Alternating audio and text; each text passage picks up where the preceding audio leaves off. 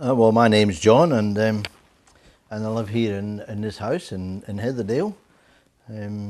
This was actually my late daughter's house, and I moved here shortly after she died.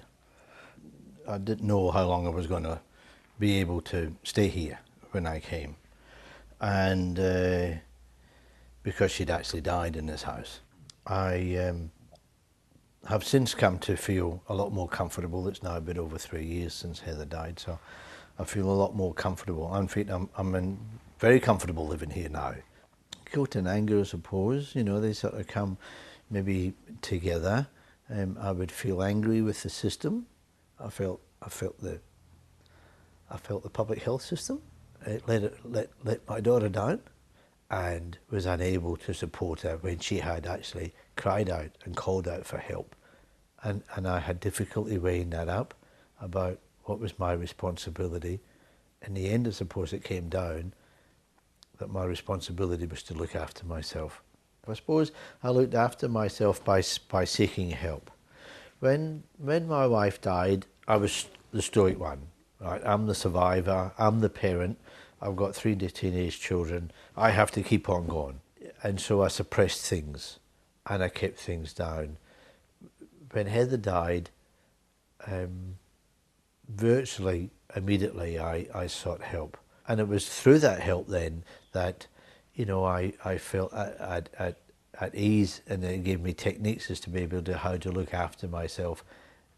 When you've lost a child through taking their own life, it appears to be in society like a bit of shame about that, and almost like a whisper, or they committed suicide, which is a terminology that I don't particularly like myself.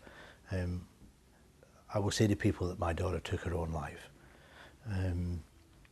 and talking with other people parents whose children have taken their own life, there certainly is an understanding there, and there was an understanding too that I had to come, and compassionate friends helped me with that, to realise that it wasn't my fault. And you kind of feel that as a parent, that I certainly did anyway, that you're right as a parent, your duty is to look after your children. And there was a period where I felt responsible, that when my daughter was in her greatest need, that I wasn't there to protect her. And you go through a whole range of emotions, from feeling responsible to anger, and anger and resentments to other people who also didn't help Heather enough, that I felt at the time the system, the mental health system, that I had felt that I had let her down. And you go through this whole range of emotions like that. And compassionate friends, I'm able to let that out, and I still do now. I can let my emotions out. I don't have to stay there. I can feel the emotion, and I can feel the pain, and I can move on from that. I found it with compassionate friends, we're able to talk about it, whereas a lot of people don't want to talk about the grief, as if they feel they're going to upset me. And as I said, people will say that, "Oh, I'm sorry for upsetting you," but nobody upsets me. I am upset. I've lost my daughter. Of course I get upset. But people don't make me upset. And talking about my daughter, or not talking, it's probably more hurtful if people don't mention my daughter. They're techniques that I have learnt along the way. I didn't know at first about that. And I might be with someone and then leave, and I might feel uneasy or angry, and not knowing what was the matter. And it could have been that someone that I might have met for the first time since my daughter died didn't even mention anything.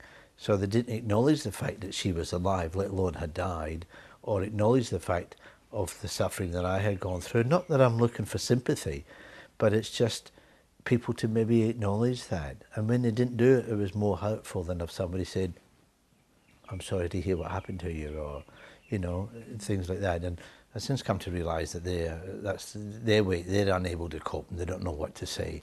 Mostly when people would say things were people who hadn't experienced the loss of a child, and indeed I suppose the loss of a partner. But certainly losing a child is something that's not the right course of events, and it affects you in ways that nobody else really can understand unless they've been through it themselves, with that grief. There's a prayer that has helped me tremendously, and it's called the Serenity Prayer, and it's accept the things that I cannot change, and courage to change the things that I can, and the wisdom to know the difference. And that has helped me tremendously. I can't change the fact that my daughter has died, and there's nothing so permanent as death. And despite all the wishing, and all the hoping, and all the praying, and all the crying, nothing's going to bring it back. The courage to change the things I can change other people's lives who have, unfortunately, the children have died, and I can help them, so I can change things that way. And indeed, by me doing that to them, helps me. Bite off as much as you can chew, really, and that's today. And sometimes if a day's too much, I'll go half a day. I'll go an hour. So I try and live through that, by that, and that. So it's just like having a piece of cake. Right? See, a scrumptious cake, but I can only have a wee bit at a time. I can only have as much as I can chew at a time. And help that I got from people and friends and from those simple analogies, help me. I can make sense to me rather than some great intellectual theorising. Your harshest judge is yourself, I think. I'm my harshest judge, and I realise that now, that I judge myself more harsh than anybody else would. But at the time in grief, I'm not necessarily looking objectively at things. Of course, you're in grief. You don't necessarily look at things objectively, or logically either, because the grief, it does affect you in all sorts of aspects of your life. One time I was driving a motorcar. I stopped at the traffic lights near the university, and a young girl walked past, university age, like my daughter would be, in her early 20s, long, curly, red hair, just like my daughter had. She had beautiful head of red hair, long, curly hair, with clothes similarly dressed to my daughter. And it's almost like, oh, there's Heather. It's just like she was walking in front of me.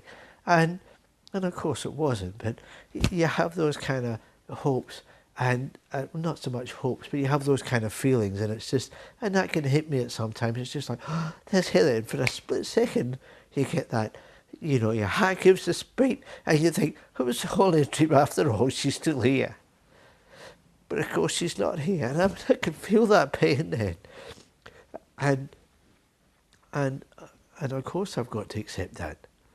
I can talk about that, and I can talk about her, and I can talk about the funny times if we do something, and maybe when I'm reminiscing with family or friends about something that they might have done and been particularly funny to them, and they'll relate to me, and I can have a laugh about that was something funny that she did, and I can have a laugh about that, and I get the enjoyment from that, because she did make us laugh. She was a funny little girl, and yeah, I like to have a laugh about that, and I can have a cry too, and there's nothing wrong with crying. I don't stop crying.